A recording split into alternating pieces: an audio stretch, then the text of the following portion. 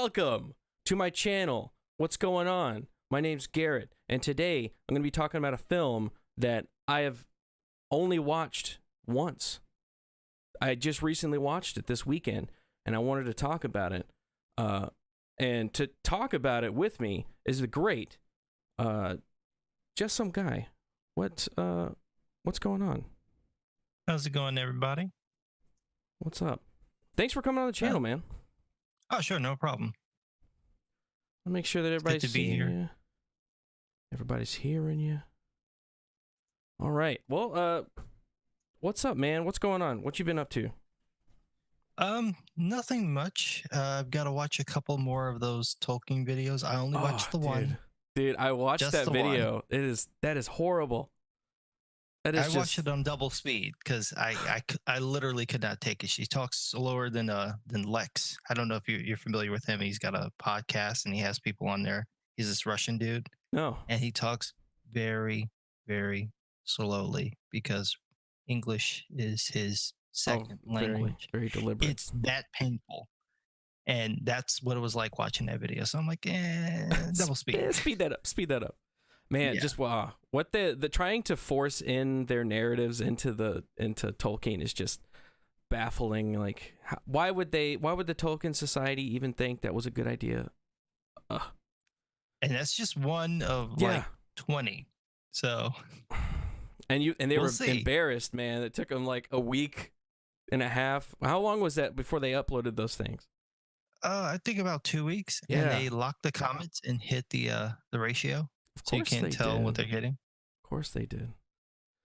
Well, today we're going to be talking about Falling Down. Michael Douglas, Joel Schumacher, classic apparently. That a lot of people talk very highly of it, and I just never. It's one of those movies that just kind of I'd always see it on Blockbuster shelf, and I'd never like pick it up or something, and I'd always see it, and I just never watch it for whatever reason. And then I decided to this weekend. And I was like, damn. This movie is good. Like, they just don't make movies this good. Just the way it like unfolded throughout the story was just like perfect. But what were your like first experiences with the movie? Like, when did you first watch it? I don't remember when I first saw it. It was definitely not during the when it first came out. Mm-hmm. So I don't remember when. It would have had to have been somewhere in the late 90s, early 2000s. I have a friend who's like really into this movie, so I have a feeling he might have been the one who got me to watch it. Was like, dude, you got to watch this movie. It's crazy. Yeah, this is his thing. It's very macabre and again counterculture and kind of stuff like that. So I would say it was around then, maybe around the time that American History X came out, somewhere around there. Okay. I can't really remember, but I've watched it a couple of times before. Yeah. If I remember right, it was set. They were filming around the time that the LA riots happened. Yeah, and it's set in LA, and it's set in like gangland. Yeah, LA. The entire movie is set in there. He kind of walks through that whole area, and it's got that early 90s like. I don't know. There's something about that like era that it felt like that era. Like the LA riots. It's got like this bubbling under the surface kind of, which is the whole point of the movie, right? It's this seemingly mild mannered guy just going to work, and then he just snaps one day, and it's that's especially perfect with the beginning of the film. Mm-hmm. Where you just have this painfully slow buildup of him just getting annoyed sitting in traffic. The shot was just amazing. Just the cinematography, just opening up so close, and just the, like you said, painfully slow kind of unraveling, and it's like silent. And it's slowly there's not a word spoken, at least by him. Yeah. And it's just building and building and building. And you're like, oh my God, I'm getting annoyed. Yeah. Just being stuck in this traffic. And then when he finally just like, that's it, I'm getting out, I'm leaving. It just works. It just feels right. And I like the subtlety of how they make you think, okay, he's just a guy that everybody's kind of misunderstanding, and Yeah. maybe he's snapping, but He's almost just like you. He says things that you think of, like, oh, why are these items are so expensive now? Why do they keep raising prices? Why do I got to stand in traffic? I hate traffic. You like sympathize with him, and then you find out how unhinged he really is. So it's this nice slow build up for you realizing the guy that you've started to like, maybe he's not what you think he is. Yeah, it's just masterfully done. Just like the very first shot that won her is like a microcosm of the entire movie, where it just slowly reveals bits and more and more and more of this person, and it just so good. I thought it just that part of the movie was especially good to me. It was just like every new little piece of information you got. Like he went to the phone and called his wife, right? You think, oh, he's calling his wife because he decided to go home because he was stuck in traffic, and then he doesn't answer or he doesn't say anything. Yeah, and then he hangs up, like, and you're that's like, odd. Yeah, that's a little weird. And then like every scene is so masterfully set up that it just gives you a little bit of an answer and then sets up another question, and then gives you an answer and sets up another question. And then with the kind of the duality with him and the detective on his last day, him having almost the same kind of regular man kind of issues that you go, oh, my nagging wife at home, or it's my last day at my job and I kind of still want to do the job. You've got these like everyman motifs, but his I is guess. the same way, is that you think you know what his deal is, right? When you start off, it's like, oh, he's retiring, and you almost assume that it's because, oh, well, he's got this kid, and you see the wife calls and she's all depressed and everything. You're like, oh, the child just died, so maybe that's what's going on with the wife. And that's not what's going on with the wife. He even kind of gives it away at the end that he thinks he knows what actually happened with the kid. Yeah, and it's so subtle. It doesn't even. The movie doesn't even tell you that's what happened. It's just like, oh wait, did she? Kill? Yeah. Wait, what? Spoilers, by the way. You see that she's unhinged as well, right? Yeah. She's like Michael Douglas. She's a little off, So it's a nice little sort of juxtaposition of what it's almost like you're seeing the two different sides, that you're getting Michael Douglas's crazy, and then you're seeing what the normie has to deal with when they're dealing with the crazy. Yeah. And it's just sort of converging together. Yeah. What was your favorite scene? Because there's a lot of really great scenes in it. Just scenes by themselves are really well done. Yeah, I would have to say my favorite scene is in the whammy burger. Whammy burger. Because I have had that experience of going into like a McDonald's or something right after breakfast is served, and in the movie you're like 5 minutes. It's 11:30. Yeah, but normally it's like 10 o'clock. Like, yeah, it's 10 a.m. It's still morning. You don't sell breakfast. What are you talking about? It's ridiculous. And the people are so assholish to him. Like, he's just like, well, sorry, it's we don't sell it. Too bad. And it's just like, it just gives him that, okay, I'm gonna snap then. Everybody in his life, at least revealed to you, just is like an asshole. It's like the guys that are in traffic with him, they get mad at him because he leaves. The store clerk is like a dick to him and is like charging him too much for the coke, and then he moves on. And then there's gang members trying to kick his ass and steal his. Like, everybody is just horrible to him, and it makes you kind of go like, oh, this guy. It makes sense. It makes sense why this guy's getting mad, because there's so many bad people around him. But it's right. like, and it kind of plays against what you find out later on, where he is someone who does have a temper. Yeah. And he will go off over nothing. But you're seeing him go off on things that are basically nothing. But you understand why he's getting there, which is kind of interesting. It's a very interesting way of sort of presenting the character, that the situation is people being upset about the cost of a Coca-Cola. Yeah. Or, being upset because, the gang member thing, that one actually, that's totally understandable. But Makes sense. being upset up over, when breakfast is served, that all these are kind of trivial things, Mm-hmm. but we all have that reaction of like, like, why are you charging this much for this thing? Yeah. That was another great moment though, where he's asking the dude how much stuff costs, and he's just damaging everything. He's breaking it apart, and he gets to the It's like, batteries. how And much he's is like, "How this? much for the batteries?" And the dude like stumbles. He's like, I see what you did there." Like, no. He's like, Nice this whole try. thing seems suspect, and just destroys it. Right? I love that. Yeah, it's also funny. He kind of walks through this entire movie like untouchable. It's kind of like a weird, surreal thing. Like whenever the gang members come by later and they mow down all the people right around him, and they miss him, and he's standing right there. Yes. It's like weird thing is keeping him from getting killed through this whole journey through like South Central LA. And it's that would never actually happen. No, he gets mowed down. But it Never was just like happened. boop, boop, boop, boop, boop, bullets everywhere, and he's totally fine. A great scene that I thought was really good was whenever he breaks into the mansion, and there's just Yes. like the groundskeeper and his family are just having a small little picnic in the pool, and from his point of view, like at this point you already kind of understand he's like a crazy person and he's deranged, but from his Yes. point of view, he's like he's not crazy. He's like, I just want to see my family. I want to spend time with my daughter, and they're just like freaked out.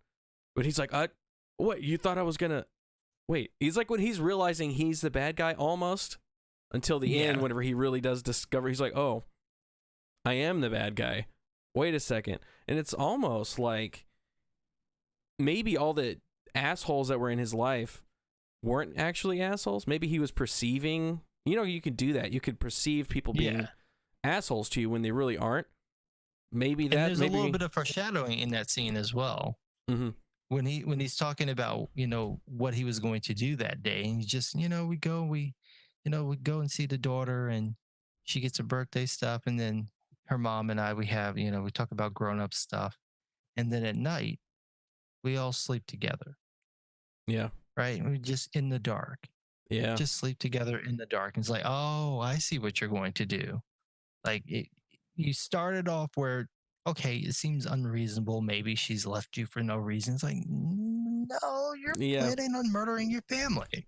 Yeah. It's just like I said, it's like every little scene just drops another little nugget of when, oh, wait, this guy isn't just like a regular guy that his wife left him or something and for no reason, like you said. It's like, no, he is a crazy person. Like, he is insane. He's going to kill his family. And that's what I don't get about sometimes what I've heard critiques on this movie. It's like, I've seen some people in the chat, like, this is a classic angry white man movie. As if, or like, why do guys like edgelord movies like this? And I'm like, he's not a hero. He's the protagonist, but he's not a hero. By the end, he's the villain. He is like the bad guy. So it's not praising this kind of behavior. I feel like people that are, hacks take it at face value and go, oh, it's an angry white man with a gun, and he goes and, really unleashes his inside anger on everybody. But it's like, you didn't even pick up the message of the movie. Like, well, they got conned by the intro. Yeah. The intro definitely puts him out as the aggrieved guy. And so he comes across initially as very sympathetic. And as you go through the film, you see that he is not a guy. He's certainly deserving of pity. You could say he's deserving of sympathy and empathy, but he is not the sort of the aggrieved, put upon man who is just lashing out. No, he is someone who is unhinged. And it doesn't take much to get him unhinged. When we see his mother, she's terrified. And that terror is not coming from nowhere. It's coming from living with him. Yeah. And she even says when she's talking to Robert Duvall's character, Pendergrass, that she thinks that he could kill her. Yeah. And it's that little moment where you're getting this thing of this is not the put upon dude. He is much more dangerous. He's more subdued in his danger. But we've seen how malicious he can be. and how cruel he can be and how he kind of revels in it. When he shoots the gang member in the leg, he makes like he's going to shoot him in the head, Yeah. and then he shoots him in the leg, and it's like, see, that's how you do it. And it's Yeah. like, okay, right. And then you see like the next scene, he's in a whammy burger, and he's like, no, it's a hair trigger. So just as quickly, he can go from being very menacing to just kind of bumbling. Yeah. And I feel like it's like almost like he thinks he's that bumbling guy, but Right. really he's this darker side that he doesn't even perceive himself as until the very end of the movie. He's like, oh, realization, I am the bad guy. Just kill me. I'm either going to kill you or you kill me. There's another great scene, like almost right in the middle, where you start to realize he's kind of not a good guy, is whenever the wife, his ex-wife, calls the cops, and the cop's there, and he's asking her questions, and she's like, I left him because of reasons, and he asks, why did he ever hit you or your daughter? And she says no, and he's like, no, and then she's like, well, I think he could have, Right. like he has the capability to, and that, like, when you're watching it, I was like, what? Like, how do you divorce Right. somebody on a, I think they might, but it's that first little seed just going, yeah, he's just not all there. dribbling at you that he's not exactly what you think he is, the way that he's coming across. You're getting more information as you go along. And I also like how, as that's happening, you're seeing how the same thing is kind of happening with Pendergrass, that people have assumed all these things about him without knowing the truth. Yeah. And so he's being treated a certain way with a certain amount of contempt, the way that the captain treats him. Yeah. I have never seen anywhere where someone's like, hey, I was working out. Now I'm going to put my shirt on and I'm going to unzip my pants was in front of weird, you to too. tuck my shirt in. Like, Some weird, I don't know, power play there. It's just, I'm Right. going to be belting my pants right in front of you. That was also a funny scene, too, because it started off where you thought, oh, like, they have a relationship. He's like he's captain, and he says, like, oh, you're a good cop. And you're like, you imagine that they have some kind of backstory. But then by the end Right. of that, you realize that, oh, no, he doesn't. He only knew about his information, about him through people telling him. He's basically just like a nobody to him. He's just a Right. nobody cop in here, and he's kind of like an asshole. Yeah, So when it's he like, calls, it's like, oh, you lost it? No, I lost her. yeah, it's like, Right? oh, When he's talking about his kid, that he doesn't see. But it's not just that he doesn't see Pendergrass as a person. You're also seeing that he doesn't see other people Yeah. like that. That this is everyone's beneath him, and Yeah. that little element there of the way that he treats him, the way he talks about him. But then you get that wonderful moment at the end where he's a captain. He's like, "Fuck you, yeah, fuck you very much." fuck you very much. I love that. And he's like, yeah, and here's our detective right now, Pendergrass. What do you have to say? And he's like, fuck you. Can he say that? Yeah. Did he just say that? Like, Yeah, oh, yes. shit. But yeah, I love that. Yeah.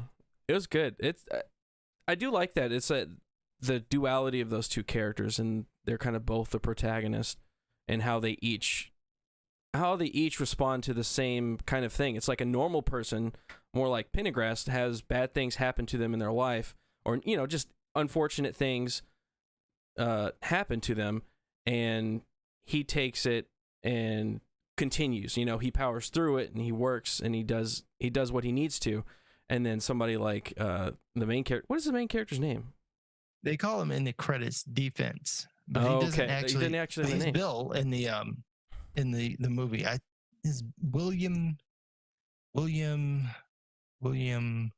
Foster. William Okay. Foster.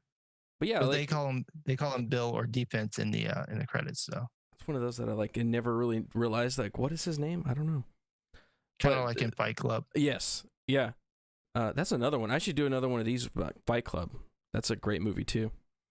But yeah, Yeah. like how he reacts to like almost the same kind of, not the exact same, but just unfortunate things happening in your life. How he handles it opposed to Pendergrass, and which one is actually the good guy in the story. Yeah. Also, I just thought about this. You remember there's the moment where he buys a snow globe for his daughter, Yeah, and that's it's got like some unicorn or something in it. And then if you think about it, there's that scene with the mother, and she's got all these little figurines. he's Yeah. probably the one who bought her those figurines. And there's one that Pendergrass picks up that's like a unicorn. That's kind of similar to the one that was in the snow globe. That's true. So you again get those little hints that he has a thing that he does to show that he likes people. So he's Yeah. gonna get his daughter this snow globe. That's basically what he gets his mother. Yeah, he's got like almost like an apology tool, like, you know, little, oh, you know, I'm sorry I didn't make it to your birthday party, or I am a horrible person. Here is my gift to you to try to make up for it. So that I like that's a good point. Like that could be why she's got so many of those little things. Or maybe just little things like that. Maybe like he's so meticulous. Like whenever he went to go touch that stuff, she was like, "Don't touch that." That could be because he's like, you know, very meticulous about all of his stuff in that house. Well, she did say that he cleans his own room and that she would be afraid to go in there if he were there. Yeah. So how much of but the rest of the house wasn't like that. The rest of the house was kind of normal. His room was the one that was very his is Spartan super and clean. Super tidy. Let me see. I got a super chat here from Paul Wolfrey. Wolfrey? There we go. Wolfrey. For $2. Thank you, sir. AOE accumulation of everything. Is that AOE? I don't know what the acronym stands for. What is AOE? Paul, you got to tell me what that means. I feel like I'm close to knowing what that means. Like I should know what that means, but I don't. I'm sorry. Joey Bryant for $150. Unicorn sticker. Hey, thanks. On topic. I like it. Your Muslim uncle for $199. Hey, what's up, bro? I haven't seen you around here in a while. What's going on? Is this the Joe Biden doc panel? The falling up. Falling up. Oh, well, there were no little girls sniffed in this conversation. Yeah, no girls sniffed for sure. And no flubbed made up words. You know, none of those gaffes. But you know, the stream's not over yet. Yeah. I think we'll be able to get through without completely getting destroyed by our own prompter. Oh, area of effect. Accumulation okay. of everything, area of effect. Okay, I get what you're saying now. Is that like a World of Warcraft thing? I don't play World of Warcraft. But what is it about? What's another great Joel Schumacher movie? I feel like there's another one I can't think of right Lost now. Boys. Lost Boys, that's right. Lost Boys is like super awesome. Now that one I remember I was very little when I saw that.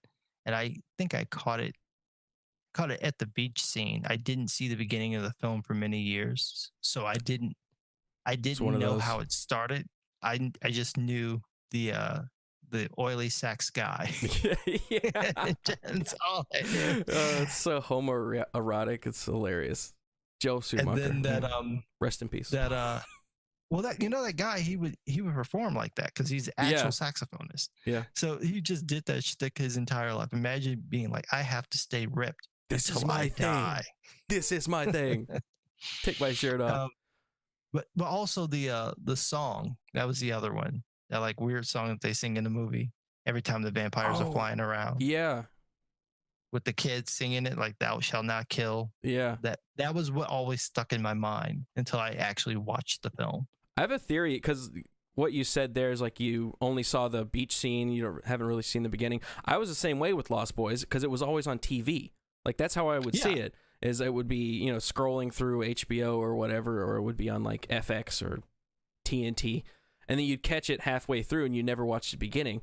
And I feel like our generation is like, that's how we see a lot of movies. A lot of movies, it's like, oh, I've never seen the beginning of this because I'd always catch it on TV.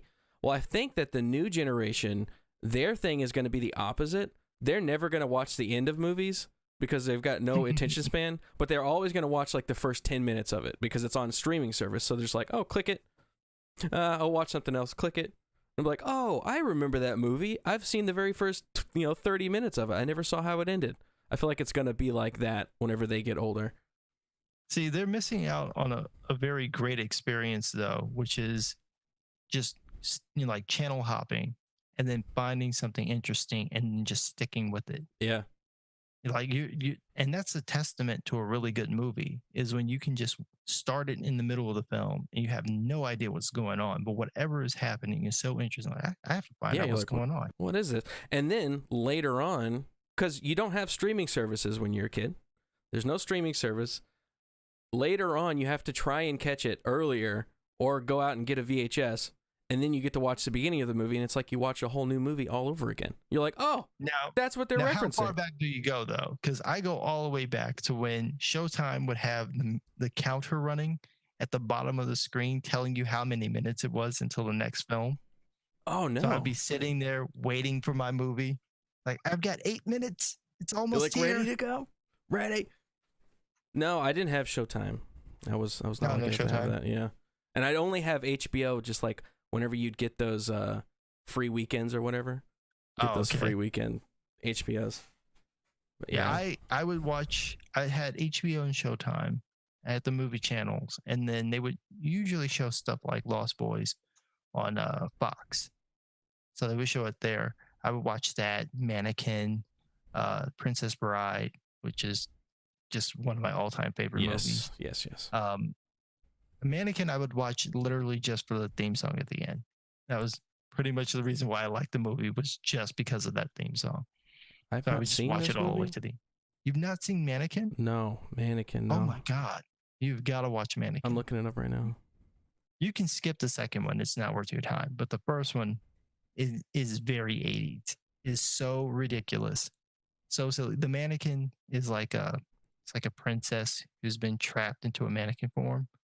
And she just manages to go down through the ages, and she ends up in this department store. What? And at night, she comes to life, but she comes to life for only this one guy. So whenever anybody else sees her, she turns back into a mannequin. So there are all these little moments where he's like making out with her. And I've watched this once. Okay, all right, yeah. I've seen it. Like the same thing. It's like I watched like half of it and was like, "What is going on? What is this?" Yeah, it's very, very 80s. 1987. Yes. Wow. Yeah, that's another fun one. It's not the greatest movie ever, but it's fun to watch. I love that. The 80s were full of movies like that where like they're like so-so, but just for whatever reason I just like love them. They're like really good. Well, that was back when Hollywood was willing to take a risk, knowing that the movie probably wouldn't do that well, but they could put it back in theaters, run them a couple of times. Yeah. And then maybe put them on VHS, because by that point, VHS would become a thing. And so they were kind of starting to go, yeah, we know this is going to suck in theaters, but we'll make our money back. Well, yeah, and they had the lower budget film, that didn't have to be this huge blockbuster every single time. It was just like, oh, you can make these smaller, little kind of off-the-wall, wacky movies like UHF. Like they never make a UHF now. That movie is just so nuts. It would just end up on a streaming service where nobody would ever see it. Right, yeah, where they would not even advertise it and it would come out and leave and nobody would think about it. Yeah, that's the thing that I kind of miss about it, is having that time to enjoy a film. I wish they would re-release movies in theaters, because there's a ton of stuff that I didn't get to see when I was little that I would like to see in the theater, because it would just be a better experience in a movie theater. So I wish they would do that, and they don't do it anymore. So you miss out. I'm hoping that they'll do that for some of the stuff coming out in the last year and a half, because that'd be nice. Virtually nobody saw it. So there was a great Snyder cut in the theater would be nice. On a big screen. That would be just great. Make sure you don't drink a lot of water or pop. Yeah, to get up a whole lot. Just plan out your trips. I don't get up. I sit I'm like through the whole thing. So like straight through the whole way. I've had some brutal experiences. Inception was by far the worst, because it was 10 minutes in. Oh, I really had to go. No. And what does it open with? That giant waterfall in my bladder is like, come on. Yeah. And there's a lot of water through the whole thing. Yes. I unbuckled my belt. It was that bad. I unbuckled my belt. I'm not doing it. I'm watching this movie, damn it. Nope. Not missing a thing. I was so close when they got to the scene where it was the slow motion of them falling into the freaking river. I'm like, oh God, I just want to grab this bottle and just be in the bottle. I can't do. Because I don't like getting up. I got up. I got up twice. I got up when I was in Lion King when Rafiki was fighting because I really had to go.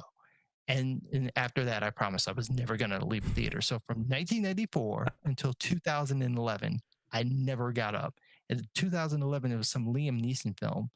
It wasn't Taken. It was the one that he did that was like Taken, but wasn't Taken. Yeah. What was that? Yeah. It was really It was bad. like nonstop or something. No, the one where he was like a doctor who had amnesia. Yeah, yeah. What was it?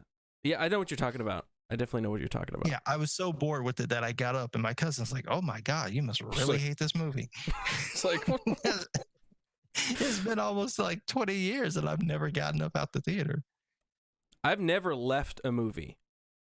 I've never like gotten so like mad or hated a movie so bad that I left. I got this close at the Avatar: The Last Airbender movie. This close. But I was like, because like we were sitting there and me and my friends were pretty big fans of the show. And my friend just leans over and he's like, dude, let's just leave. He's like, I don't want to deal. I don't want to deal with this. And I was like, no, we have to endure this so we can shit talk this entire movie. Because if we leave now, you can't say, oh, I watched the movie and the whole thing is bad. So I was like, no, I'm going to watch this whole thing so I can have material to talk about. Man, that movie was such a disappointment. Yeah, I've sat through some bad ones. I used to do midnight shows. So that was the thing that my friends and I would do in the early 2000s. We go to midnight shows. It started with The Matrix Reloaded.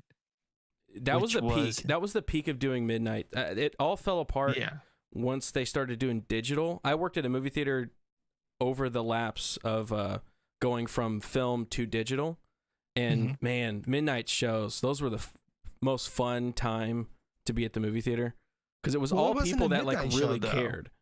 Yeah, and then they moved over to doing like midnight shows or early releases at like 6 p.m. and stuff. I'm like, but this is not it. Like going to the Dark Knight. I saw the Matrix Reloaded. That's what it was. It was at 10. It was at 10:10, but they didn't have it set up, so we didn't actually get in until like 10:30. Yeah.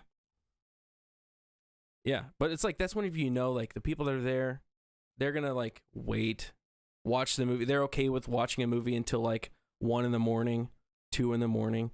So you get that kind of like fun energy. Committed. They were dressed up. There was White Niobe. Who was very skinny, but she had the cornrows. Yep. There was bathroom Morbius because he had. So he committed. He shaved his head. He had the glasses. He had the suit, right color with the purple, but I guess couldn't come up with that leather duster, so he just put on a gray bathrobe. I love midnights, man. Those were good times. It was awesome. Those were good times. Yeah, I saw that. I saw Dark Knight Midnight. I went to see iRobot to watch the Dark Knight trailer, and they didn't show it. And dude, everyone in that theater was there for that because when they didn't show it, they're like, "Oh, it's a Dark Knight." Yeah, because I remember the hype was so huge for that. Like people were just buying tickets just to watch the trailer, and then they leave. It's kind of like the whole Star Wars thing where they just buy a ticket just to watch that. I didn't buy the ticket. I mean, we bought a ticket and then brought people in and then had someone go back out to bring other people in with the stuff. It's been done. That's been like technique. 20 years, so it's too late. I don't care. It's called finesse. Yes, but those were like a great little period of time, and then after a while, but I saw a lot of bad movies like that. I saw, what was that one with M. Night Shyamalan? The Village. That was painful. Yep. Oh, that was so painful. That was a letdown. I knew it was going to be a letdown too. I figured out what was going on about 20 minutes into the movie. And I was just like, how long is this going to take for me to just see what's happening? Yeah, it was ridiculous. That was like the fall of M. Night, man, was The Village. I feel like that was whenever people really started going, maybe he's not a genius. Because before Signs wasn't that great either. Before that, for some people had like that, I don't know, a hype mind on him, and we're just like, he's amazing. Everything he does is so great.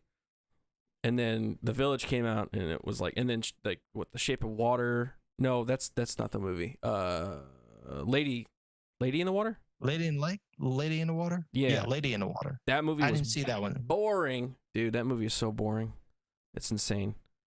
It had Paul Giamatti, so I was kind of interested, but not enough to actually go and see it. But it was just like for some reason my super chat thing window is not working. I can't read you guys super chats. Weird. I'm gonna refresh. But yeah, man, that takes me back. Those were good times, being able to go to the movie theater. Never gonna happen again. I actually can't remember what I saw last. Like, I genuinely cannot remember what the last movie was that I saw. It would have been in 2019, but I don't know. I have to look at the list to see what was out. Yeah. I remember. Because I really can't remember. Watching Joker. That may have been it. I watched Joker in New York. That was I mean, I'm sure I watched another movie, right? I don't know. But yeah, like, when did Joker come out? That was like in the spring, wasn't it? No, it was later because it was cold out. Was it? Yeah. I genuinely don't remember. Yeah. Let me see. And it's kind of sad because the whole movie going experience was kind of slowly going down. Like, I watched it kind of slowly because whenever my first summer in a movie theater was, like, working at a movie theater, was the summer of 2009. And it was still, like, booming. Like, the summer was crazy busy every single day. And then every subsequent year after that, it just got a little less. And this is what the buildup of the MCU stuff and all the superhero movies? All of that, yeah. Like, wow. I started working at the theater during the first Twilight movie, and good Lord. I'm sorry for you. The worst days. Twilight releases. Oh my God. Yes. They were huge. It's insane. There's so many people in there. And then, yeah. But yeah, it, like, subtly throughout the years, because I worked there for like over almost 10 years. Throughout the years, it just got slower and slower and slower and slower. And I was like, man, I feel like, pretty close. In another 10 years, or maybe 15 or 20, it'll be more of like a niche thing. It'll be like, oh, let's all go bowling. Oh, let's go watch a movie. You know, that thing we never do? Yeah. And then, but they were 2020 hit. Theaters, in the middle of that, though. They were trying. Really weird. They were trying to go like, hey, let's. The Atmos stuff and everything. That was great. I saw Dunkirk in an Atmos theater. That was Atmos surreal. Is cool. Because it sounded like the bullets were coming from behind me, and like whatever direction they were in the film, that's what it sounded like. And there was a lady sitting next to me, and they were shooting, and she's like, "Oh my God!" Yeah, like, it's crazy technology what they came up with, because you could put the sound anywhere in the theater that you want, like in 3-dimensional space. Like, what the? How do you make that? That was awesome. Yeah. I saw Shazam in the same theater. And that was surreal because, like, when he would change, the thunderclap would come from everywhere. Yeah, it's like it wasn't like all the way around. It's like you're surrounded by it. So it was really cool. And there are a bunch of movies I would love to see. Like I would like to see Star Wars like that, like in an Atmos theater. Yeah, that would they get awesome. A sound engineer to really like go back and redo that. Oh yeah, Lord of the Rings would be amazing. Last time I watched Lord of the Rings in the theater, it was, I think they did The Hobbit, where they did all 3 Lord of the Rings movies, and then you watched The Hobbit, whichever one it was. The Hobbit first, and then the Lord of the Rings. No, it was the other way around, because I guess they just like were leading up to whatever was most recent. But yeah, those movies, so good, dude. Those, like, that's one of my earliest memories in a theater, is Lord of the Rings. And just being like mind blown at how good that movie was. Because I was like, I want to say I was like 10 when the first one came out. And that was... I was 20. Okay. Too. So it was... I had a little bit of a different experience. I think my mind was equally as blown. There was just like nothing like it. Yeah. It was like my Star Wars, real, almost. It was huge. Yeah. It was so... It's like real the way he made them, and we're just talking about Lord of the Rings now. Yeah. He made them so like grounded yet fantasy at the same time, and it was just like you never like before you'd get like a legend that was like so fantasy. It wasn't grounded at all, which is totally fine. Like I love that movie too. But you never got like this grounded version, but yet fantasy. It's almost in the middle. It was just so perfect, and it hit at the right time. And like for me, like I said, like at 10 or 11, that was like my dad's Star Wars. That was my Star Wars. You know, I love Star Wars, but like that was like perfect timing to hit that movie, and swords and scary guys in hoods and shit. Like it was the best. I wish I could have one of those. The Matrix. Yeah, that was mine. Was the Matrix. Yeah. I was 16. That came out in '99 in the spring. Yeah, I was 16, and that was the first movie I ever went to where I walked out that theater and I could quote entire lines from the film. When I went to school that Monday, everyone was quoting this movie. Everyone's Mr. Anderson. Yeah, it was a phenomenon. Everybody was doing this. It was ridiculous. And then a couple of weeks later, Columbine. Ooh, yeah. So it was cool for a little hot minute, and then Columbine happened. It's like you can't wear any of this stuff anymore. So any of the stuff in the movie, that movie was a massive hit. It was just like a phenomenon as well. It was like I remember my dad like getting glasses, like shades, and trying to find like the flip out phone, like the little slider phone. Like we tried to find that $600. Yeah. By the way, they never got one. Yeah. but like that was just like crazy. It was everywhere.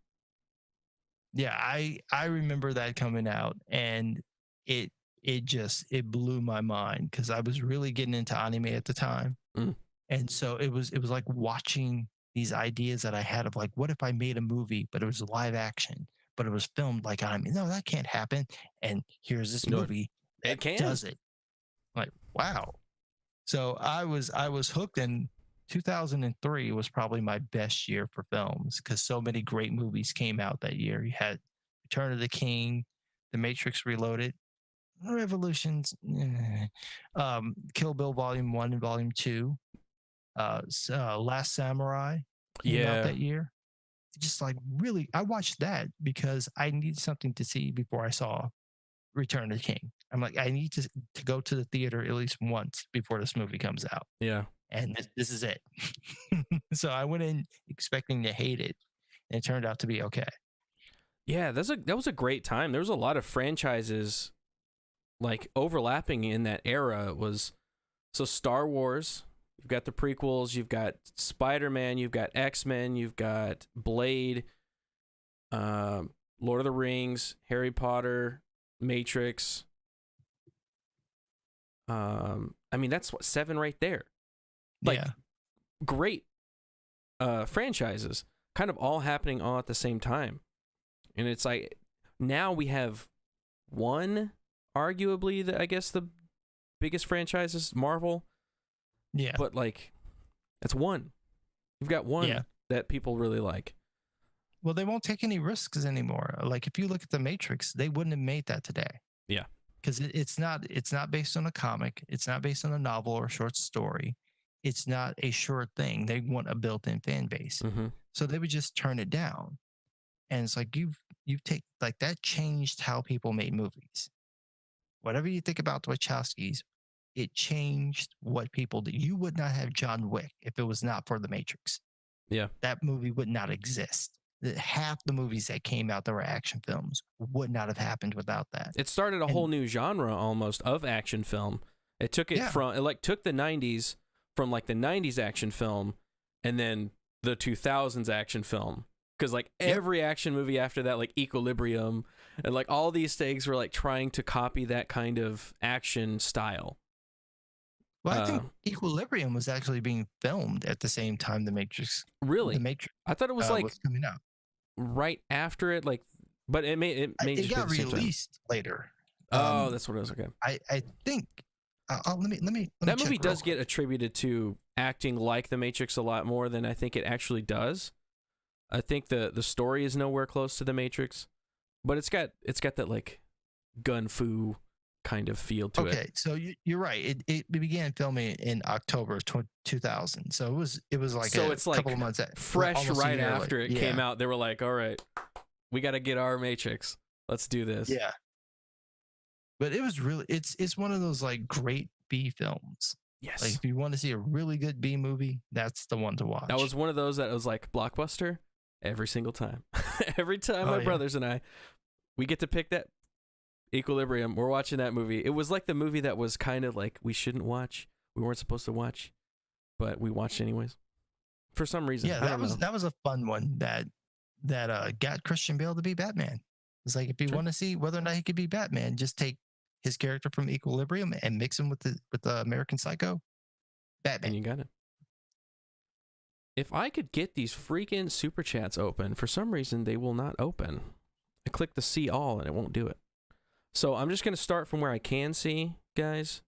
I apologize. I'm going to try and go back and read them. Brett the Illustrator, what's up, bro? For $2. He also directed 8mm. That was awesome niche. I think you're saying Nicolas Cage movie. 8mm. What is that? I haven't seen that one. Me neither. 8mm. Nick I know about it. It's just one that I never saw. Cage. I need to be reminded. No, I think that haven't was watched this one. There was something about snuff films. I remember that. Like he stumbled onto something about snuff films. It's got Joaquin Phoenix in it.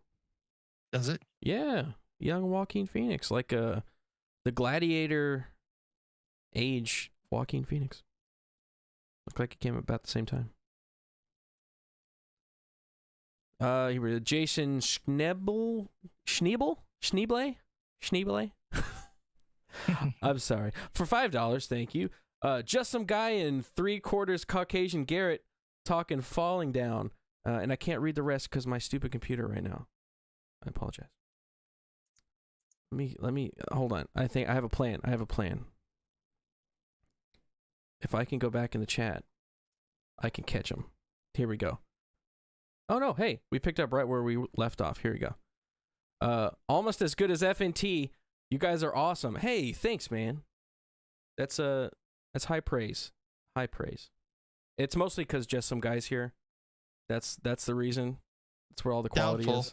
That's where all the quality is. I doubt that. Marksman of 117B for $5. You guys see the redraws of Tila and Andra at you on Twitter. If they use that Andra design, then I will watch the show and apologize to Kevin. Thick. He just says thick at the end. Oh, you mean thick with 2 C's? Is that what you're trying to say? Yeah, I'm guessing someone did a redraw on their own to try to make it look good. Good luck, because I don't think there's anything that's going to save this show. Yeah, dude, that show.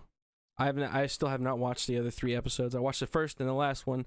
That's all I will give time to that to that show. I'm just not going to do it. Look, I'm going to watch that crappy Lord of the Rings show. I'm watch saving that. it up for that. I will watch that. Because, man, what are your thoughts on that picture that they released? Well, if I remember right, the designs are being done by Weta. Mm-hmm. So it's the same team that worked on The Hobbit and The Lord of the Rings. They know what they're doing. So I expect it to look beautiful. I mean, the shot itself looked perfectly fine. I mean, that's not what I would envision Valinor to look like. Mm-hmm. Or maybe it's supposed to be Numenor. I'm not entirely sure what city it's supposed to be or where it's supposed to be placed. But it does fit. Does look fine. So that's not the issue. I don't think it's going to visually look bad. It's everything else. That's going to be the problem. All the stories and characters and messages, all that crap. Yeah. So I'm not promising an open mind. I will just watch to see what they do, but I'm expecting to see just a travesty. If they manage to top what they did in the Shadow of Mordor and Shadow of War, you'll at least have to give them credit for you'll have to give them credit for just thoroughly fucking it up. Fucking it in all different directions. Yeah, I mean the games are fun to play, but the lore is just wow. It's so messed up. The lore, it's so messed up. Great games, like you said. Fantastic game. Lore messed up. Yep. Not good. Yeah, and I have no hope. No hope anymore for good shows, especially in our Lord of the Rings show in this day and age. All right. Not Alone for $10, thank you. Ma'am or sir, I don't discriminate. I recently had to buy a bunch of Blu-rays because I couldn't stand having the itch to watch a movie that I'd either don't own, is not on TV, or a Tubi, or Netflix. Hey, dude, physical media, because they're changing all kinds of stuff. Like, we're seeing it with a lot of different movies on streaming services. Well, they'll change it, edit out certain little bits, you know. Yep. For no rhyme or reason either. Like, that edit that they did with Back to the Future made no sense. No, it made no damn sense at all. It's like, what? Why? So, you know, you should have physical copies of them anyway, because then you get all the behind the scenes stuff. Yeah, like we were saying, like the era of like 2000 to 2010, that was like the best era for movies, I feel like, because you'd get those DVDs and they would be packed with all kinds of special features, behind the scenes stuff, commentaries, multiple tracks of commentaries with like the director and the actor and the producers and different actors and stuff. Like, they don't do any of that effort anymore. If you can go back and get those certain ones, but sometimes not all of them. The Criterion ones are usually good for that. I bought a bunch of Criterion movies a couple of weeks ago. They're still usually good for that. I got to do that then. But I didn't know what I was going to get with the Lord of the Rings. So when the movie came out, I saw it, and then normally they would release the DVD like a couple of months later. So I was in summer class at the time, and one of the guys in my class was like, well, they're going to be putting out this special edition. So I decided not to buy the regular version, because that was back when they would put out the regular version and they would wait a couple of months and then put out the special edition. So I went and got the special edition. I think I got it from like Best Buy or Circuit City or something. And it came in that sort of book-like structure, right? It's like a book. So I just assumed there was like some booklet or something in it, or they were just being fancy. So I get home and I open the plastic. I'm like, oh, that's interesting. And I open it up. It's it's got a map. And I open up, and there's like all these discs. I'm like, and it like unfolds. So I just put one in, just put the first one in, and I'm watching it. And I swear to God, it's like in SpongeBob. It's like 4 hours later. I'm like, how long is this thing? Yeah. And I didn't bother to look. I just kept watching. I look up. It's like 3 o'clock in the morning. And so I just got up and I like looked at the booklet. I'm like, 9 hours? 9 hours? Oh my God. I went back to that last year. Like, I still love that. Like, watching those behind the scenes, like how they wrote the story, how Weta did all of the props and stuff, and how they shot it, and all the behind the scenes talk, and all the actors. Like, the actors were so like closely knit together. They were like best friends. It felt like they knew each other their entire life. But I still go back to that special feature set and watch them again, because it's so good to go back to that world. I watch those as much as I've watched the movie. So I literally have parts of the commentary tracks memorized. Yeah, which is sad and impressive at the same time. But I would watch it while I was animating, and I would just have it in the background because it's inspiring. Like I told one of my artist friends, it's like, if you get bored and you're uninspired, just watch the Lord of the Rings appendices. Just watch that, and you will pick up a pen and paper and start drawing. Because there's no way to watch it and not get inspired. Yeah, that whole production is inspiring. Like you said, it's just so many things that could have gone wrong that just didn't throughout the entire process. People like worked so hard to make this movie work, and like, you know, whenever they were making it, they didn't know if it was going to be good or bad, or, you know, who knows. But by the time they actually completed it, and it's just like this masterpiece by the end. It's a marvel of what movies can be and what people can do together. I still think it's ridiculous that they got snubbed at the Oscars for 2 years. Yeah, man. Messed up. And Andy Serkis should have gotten an Oscar. Yeah. It's like there's no reason why that man shouldn't have gotten an Oscar. Yeah. But they just snubbed him. And then when you see the Oscars for 2004, it's just by the end of it, you're like, all right, I've heard the Gondor theme enough. Jesus, we know that they're getting it. Yeah. It was like, why did you bother? Again and again and again and again. Because it was like by that time that everybody was like, oh, okay, these are really good movies. It was probably like the Oscars going like, a fantasy movie? Okay. We're not going to give it anything. Ramen Jimenez for $5. Thank you. Check your local theaters. Took my kid to see Back to the Future, E.T., Jurassic Park, and others of my favorite movies in limited runs. Yeah, actually, I was going to say that. I don't know are they still doing it right now? Because over the past year, a lot of theaters actually did that where they started running old movies.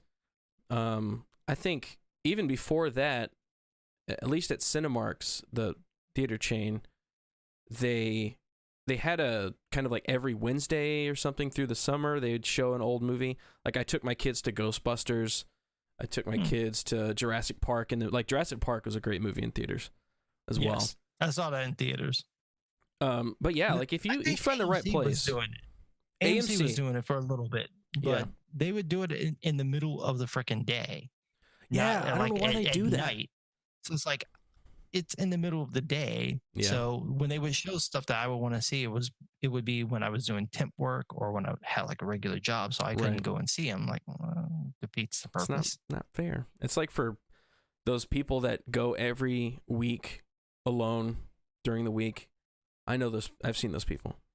Every single Monday. I want cheap theaters, and the only way that you can get them cheap in Chicago is to go like early in the morning. That's when you gotta go. Anything after 12 is like $12, but in the morning it's $6. So that's what I would do. I go 6 o'clock on Friday and see the brand new movie.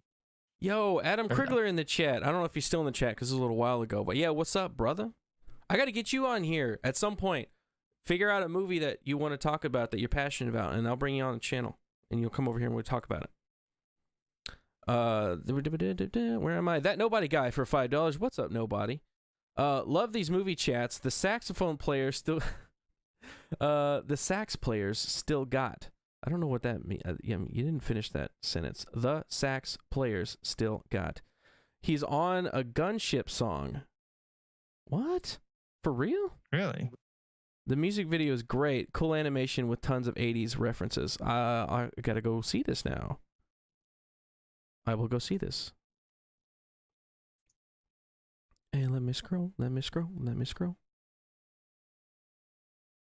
James Spoon for $5. Thank you. Just Some Guy is going to end up on a cutter after Amazon's Lord of the Rings series. Yeah, you gotta watch out. We need a watch on Just Some Guy. Once it comes out, we're gonna be like, all right, check on Gary, check on Just Some Guy, check on Az, make sure that they're okay. People would dare come to Chicago, so I don't have a problem. They're too afraid. Pussies. Big D for 10 Canadian syrup coins. Thank you for those syrup coins. I appreciate it. Very sticky. Check out the documentary At the Drive-In Theater. Went into retro. What does that mean? At the Drive-In is the name of the documentary. Theater went into retro and started doing old movies and themed events. Wow, that sounds dope. That is like my dream, is to have, whenever I'm old, I'm like 67, 70s, 80s, I want to own just a single movie theater, and live in the projection booth and just play whatever movie I want to play, and just do like little events and movies for the kids. That's my ideal retirement right there. Have you been to any of those shows where they've just gotten kind of bananas? Because I went to see Snakes on a Plane. That was probably the most bananas experience I've ever had. There were people in the audience dressed as snakes in a plane. That's great. I haven't gone to one of those that's like really over the top, like the Rocky Horror Picture Show ones, where it's just like everybody's dressed up and it's like pull people on stage and whatnot. I went to one that was Clue themed. We watched the movie Clue, and everybody got like these foam weapons and guns and stuff, and every time that a gun was fired in the movie, like you had to shoot. It was pretty fun. Let me see. That's a fun 80s movie for you. That's a good one. Clue. That's a good. I feel like it's like underrated. It's one of those that people don't, It's a classic, man.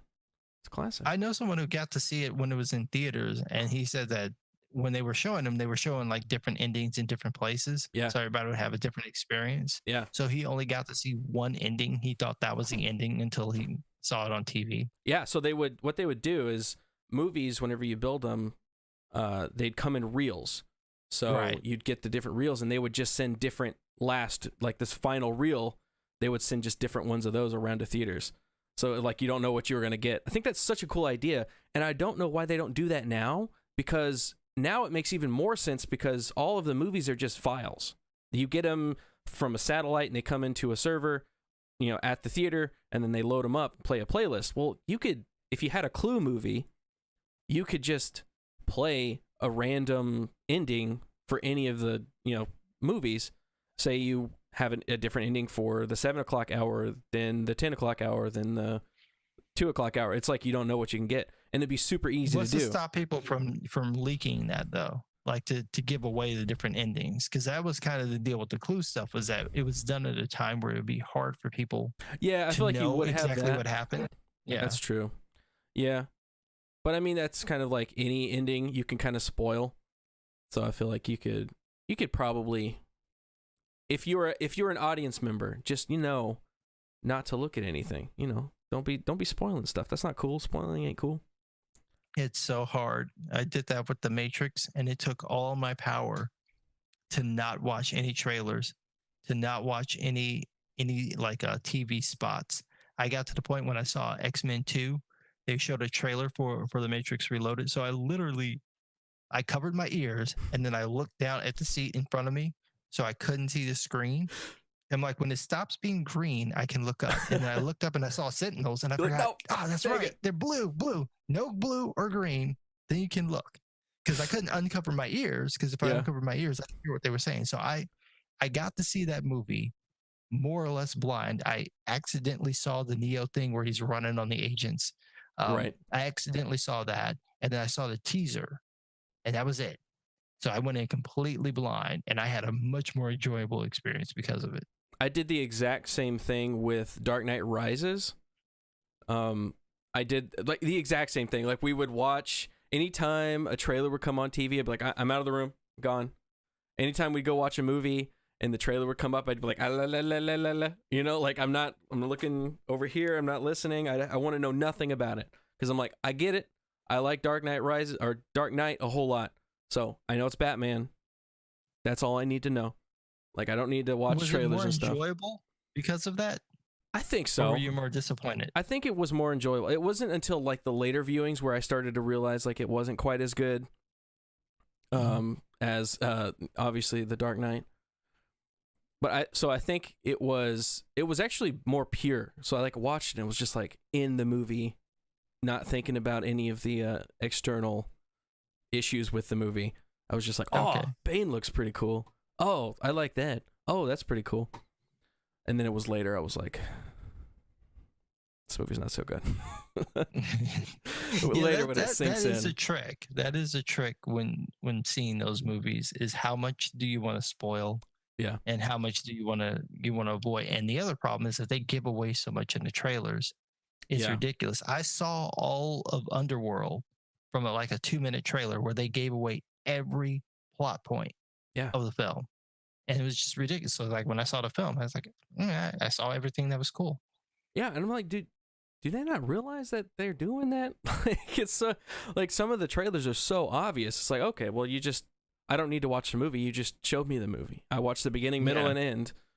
Like mix those up, the shots up a little bit at least. Michael Tynan for $50. Thank you so much. Thank you. I don't have applause, but I will just applaud you right here. Thank you so much. I appreciate it. Hey, Quarter Black. Here's some Vegas cheddar. Oh, thank you. I need it. Vegas, bro. Vegas. Just Some Guy is a national treasure. That's true. It's where all the talent is. I doubt that as well. Let me see. Back when entertainment was gold for $5. Thank you. That was a good time. It is crazy to think that the elf species started by 144 elves. Wait, by 144 elves? Yes. 144 elves woke up.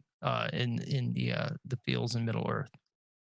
So it's just 144 of them. That's not an accident. That's on purpose.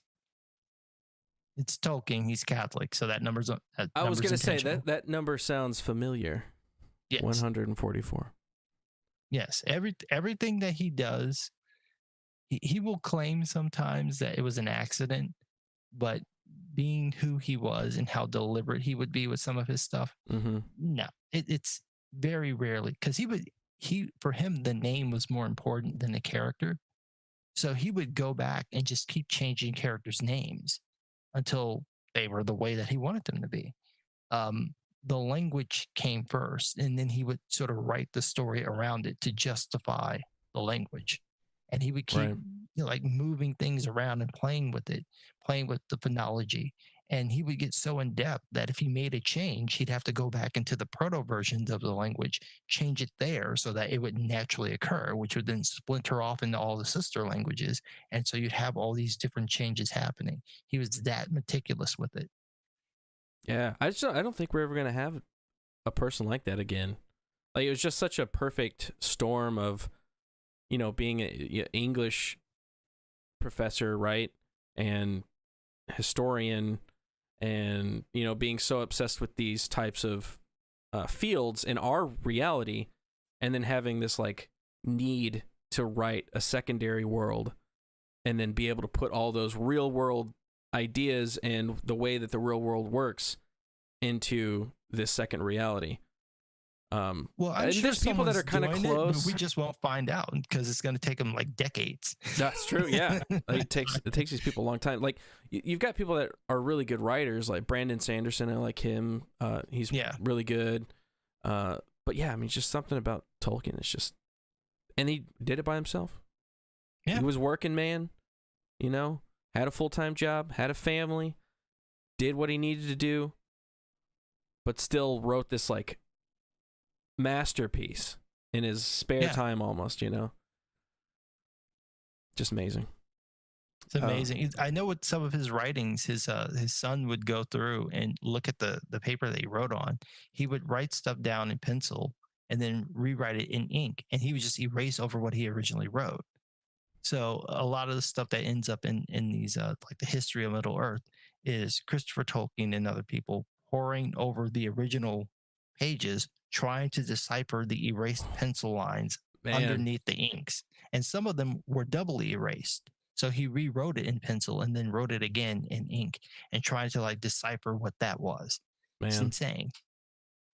It's a very hard method of writing. Very difficult. Well, he would start over. That was right. He would he'd get to a certain point and then go all the way and then just restart from the beginning. Yeah, the whole thing is like, who would do? You would start the chapter over. No, he starts the whole freaking book. It's crazy, but it kind of makes sense. It kind of makes sense that it would like just make something so good in the end.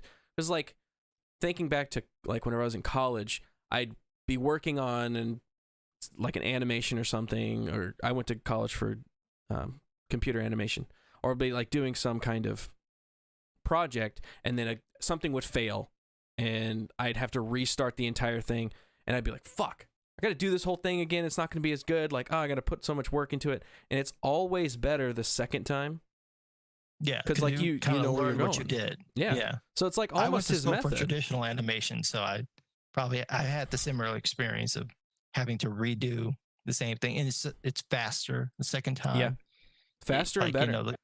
Yeah. So it's like he made that part of his method. Is like he wrote up until a point and was like, redo from one. But I know where that was went. Doing. That was kind of the charm of it, is that he literally had no clue. So it's just like, oh, I'm stuck. Let's start over. He's like beta testing. He like goes in over here and then he writes it and he goes, what? That doesn't quite work. Let's start from zero. I know what doesn't work now. I'm going to go over here. Oh, that doesn't work. I got a little further. Let's go back to one. Just keep doing that. And you're just like refining it into just this diamond. Yes. Over time. What I think probably happened was if he had an editor, or at least let people edit him, they would have kind of guided him on that he wouldn't have had to have. Because I know that when I was in school, and I told like one of my teachers, like, yeah, when I get stuck, I just start over. This was before I ever heard Tolkien do it. I would just write it again because Mhm. I'm stuck. I'll just start over. And she's like, "Well, what do you do with the draft?" I delete it. And like the look on They're her like, face was like, "Oh my god!" I'm like, well, it's bad. She's like, "Well, there could be some stuff in there that could work." No, I that's why don't I'm like it. stuck. Yeah. It can't be good. Otherwise, I would get stuck. So let's toss it. And fortunately, I have a good enough memory that most of the time I can remember the stuff. But I also would write things out on paper first and then type them in. So I Mm. would technically have a copy. Kind of have like a first draft, kind of run through it one time before. I do the first draft in my head, then I write it down. So I usually have the concept down to dialogue in my head as close as I can get it because I have a fairly good memory with that type of stuff. Mhm. And then I'll write it down. And that's me sort of fleshing it out and editing when I do that. I just type faster than I write. So it's just easier for me to type it. Yeah. And it's legible. So that's the other one. That's good too. Like, I wonder if you could go back in time and give Tolkien an editor, if that would make his work better or worse. Interesting. I think at the end it would probably make it better because the beginning they make him cut stuff out, Mhm. which some of it probably could be cut down. But at the end is where it really starts to become kind of like the Silmarillion, where it's more folk tale and folklore instead of a novel. Yeah. You know, you're getting told what they do instead of showing it. That's and I true. think they would make like add in some dialogue. Tell us what happened in that scene. They paused here. Let us see what that pause was like. They would make him do that. I wonder if that's like part of the, I mean, you know, he's a genius, obviously. So I wonder if that's part of him trying to morph the story into kind of folklore history, you know, because like obviously you know that he wrote it as a history. So like maybe he was trying to be like, okay, this is like the actual story, and then right at the end, this is kind of changing into folklore and how verbally we tell stories about, oh, this person went here and this is what happened around here, and it wasn't like directly like a first person story. You know what I mean? Does that make sense? But it was more gradual when you read the books. Like the way that they're presented is kind of the way that he wrote them. Mm-hmm. So that was the other thing that they would do. They would make him intercut the stories like they are in the film because it narratively flows better for the audience. Although some things wouldn't work, like the whole issue with Frodo's vest, the mithril vest, that doesn't work in the film because you know that he's fine.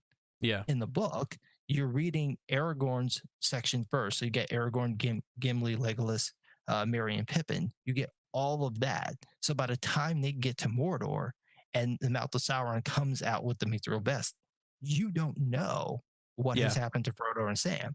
So it's like, oh my God, they got him. Yeah, so you're along with them, and you go like, oh shit, like he's dead.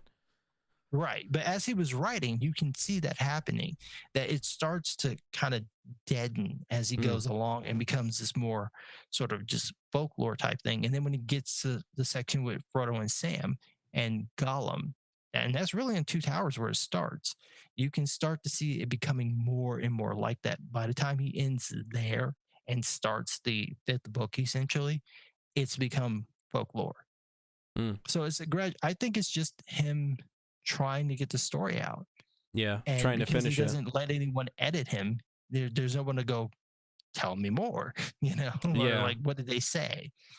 So yeah, and he's getting through the story like, okay, these Frodo, Sam, here, there, they were doing this. This person came up, you know. He wasn't quite as granular with it. Yeah, I mean that maybe just like him getting older. It's like in the minutia, you know. It's like in the minutia of the Hobbit and the minutia. You know, they spend 200 pages of Frodo waiting 30 years or 20 years to go on the freaking journey. It's like, come on. They cut that out the film. It's like, please.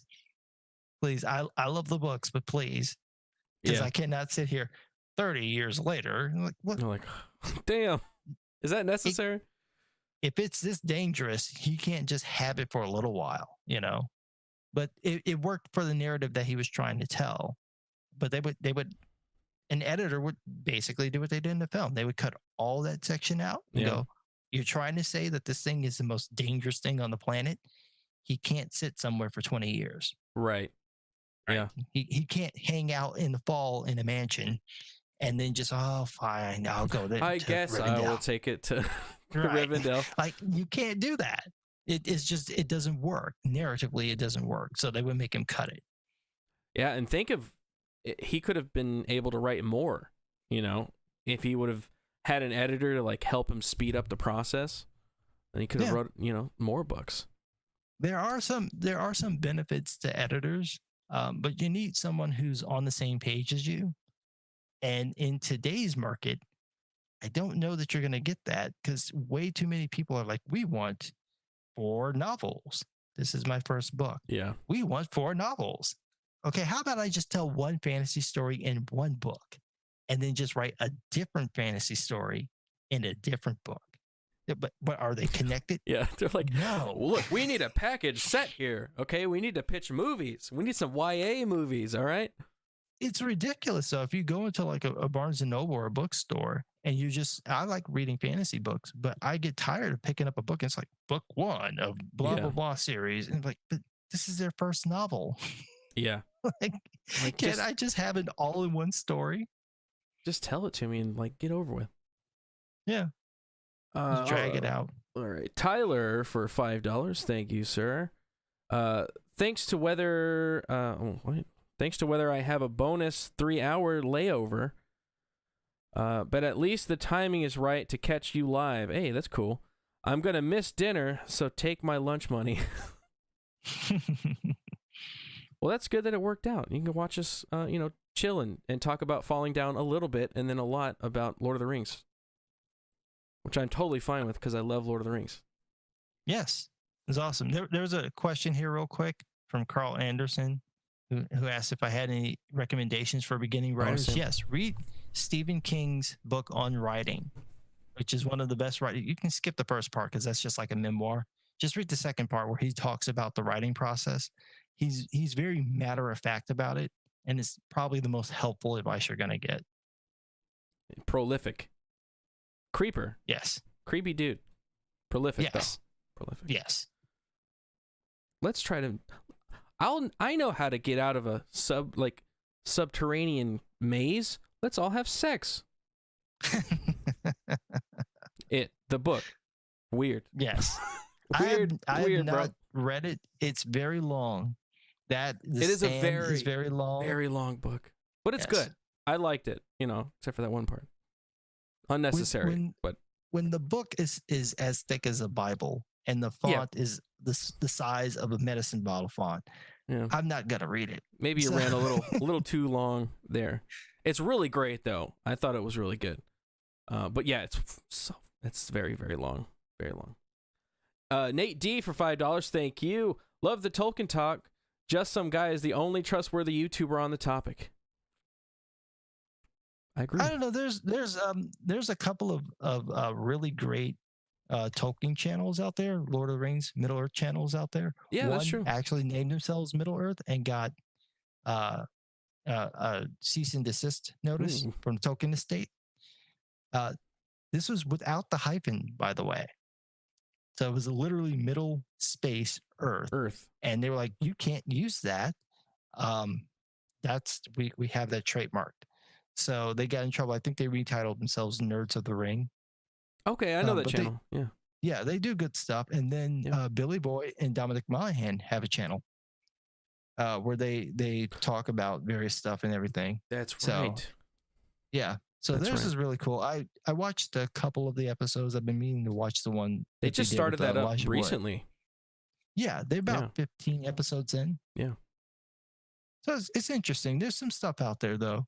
A lot of it is kind of retreading the same material, but it's always interesting to hear different people's takes on the subject matter and just sort of a refresher. Because I mean, the thing about the text is that there's so much material, it's really, really hard to keep all of that in your mind. There's actually a book, which I have, that is basically a reference book to tell you where to look.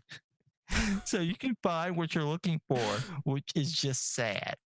That's it's how much crazy. material there is. Yeah, there is so much in Lord of the Rings that it's like a whole. You do need a whole separate, way of looking at it. You have to like compartmentalize it. There's like indexes here, and I got like bookshelves and multiple books on the backstory and all that stuff. It's not even the mainline story. It's like you're researching actual mythology. Yeah. Which is great. And then Silmarillion that's exactly what they want to do. Yeah. Silmarillion is just incredibly cool, but very dense, very historic. If you like history books, I love it. The first time I read it, it was a little rough, but the second time I read it, I just, for whatever reason, it just clicked. And I was like, that's my favorite. I had that kind of feeling where I was like, okay, we're kind of, I love all of it, I'm loving it, but it is kind of a slog. And then once it got to the Baron and Luthien story, that story is just kick ass. Like, I love that story. I'm like, fuck, there's like giant werewolves and bats and fucking dogs fighting and shit. Like, it's so good. Yeah, mine was the Fingolfin versus Morgoth. Yes. That fight where it reads like manga. Like if you were to ever have someone write manga down in literature, that's what it reads like. I'm like, I want to see this. Yes. I want to film it. I was like, I was reading it. I was like, this is so metal. Like, this is the freaking metalest damn fight ever. Like, it's so cool. Just imagine just going up to the devil and then banging on his front door, like, come out here, bitch. Come see me. And then all his people are there, like, you gonna go and see him? Fine. Right? Like, that's basically what he does. It's hilarious. It's awesome. Just the idea that you would have the balls to just go, I'm going to take on like the most powerful of the Valar, because he is. Yeah. And it's like, why not? You're going to die, but this is going to be one hell of a fight. I love how when he dies, the grass grows on that spot and no one will come near it. Yeah.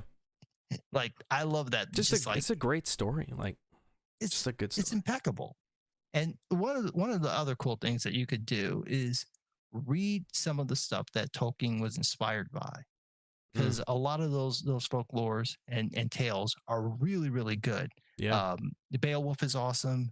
The Prose Edda, if you've got a couple of hours, you can try. I mean, those names are not easy. They are not easy, but it's a good read. So I would do some of that. That's what got me into some of that, was just trying to find out where he got it from. Yeah. It's like a great band. If you love a band, go find their influences, and you are sure to find some other great bands behind them. Or just watch Razor Fist any of those Metal Mythos, they're great. Just Razor Fist. I spent like $600 on albums because of this man. It's insane. I know. Great videos though. Just any Razor Fist video, just go watch them. Ken Lipson for $5. Thank you. I love the two of you guys. I hope this is a regular segment. This is a regular segment. So the Let's Talk, I'm kind of making it a series. I may change the name soon, but right now it's Let's Talk, and I bring on somebody, and we just talk about stuff. Usually we talk about like a movie, and then we'll kind of divulge into exactly what's happening right now, which is whatever we want to talk about, which is Lord of the Rings right now. Mm-hmm. So that's what. You should see if you can get Robert Meyer Burnett. See if I'd love to have him on. Yeah, dude, I'd love to have him on. That's a guy whose brain I think you would enjoy picking, because he's been in the game for a while. Yeah. I've been a fan of his stuff a long time, since he was still back with that other crew, AMC talking and stuff. He was always my favorite. So, let me see. JSG's videos are one of my most watched YouTube channels. Ken, this is Ken. Love you, Quarter. Thank you. Love you too. And that's all my super chats. Let me check if I have any donations. If I do, I will check. I do not. Cool. I think that is it. Okay. We've been going for a while. Thanks, man. It's been a good discussion. It's been a lot of fun. Yes, thanks for having me on. I appreciate it. Do you have anything you want to plug before we go? No, I haven't planned my next video yet. I do eventually plan on reviewing the Soul Finder and Common America books that came out along with I Am Not Starfire, but I gotta build up the gumption to You read gotta do that. 'cause it is I skimmed through it. Just skimmed through it page by page because I got annoyed after 7 pages. And every page, she is like the douchiest human being on the face of the planet. And of course, the story thinks that she's the hero. She's not. I don't think the story thinks she's the hero. Really? I think the story realizes that she's like just a terrible person. That's a subversion, but man. we're just gonna follow her anyway. Usually, it's nothing like likable about her. It's like that artist that posted that cartoon of the guy that just what was that? It was like a meme that went around. It was like the nicest guy. About the one where he was being nice to someone. Yeah. It was like that. Like she thought she was the hero in that situation, and he was just the nice guy, and everybody took the nice guy's stance. It's just hilarious. Yes. But all right. Anyway, so if you don't already subscribe to Just Some Guy, go subscribe. Go watch his Lord of the Rings, just cringe fest video. It's really great. He breaks it down really well, and it's very entertaining. But thank you for being on the channel. I appreciate it. Maybe we'll do another one of these someday. We'll find another movie to talk about. We could do one about animation since we both went to school for animation. Dude, that would be a cool thing to do. Yeah. Talk about our influences and stuff. That would be a lot of fun. So, subscribe to this guy. He's good. And I'll see you guys later. Thanks for all the super chats. I appreciate you. And I'll see you in Vegas. Bye. See you next time. Bye.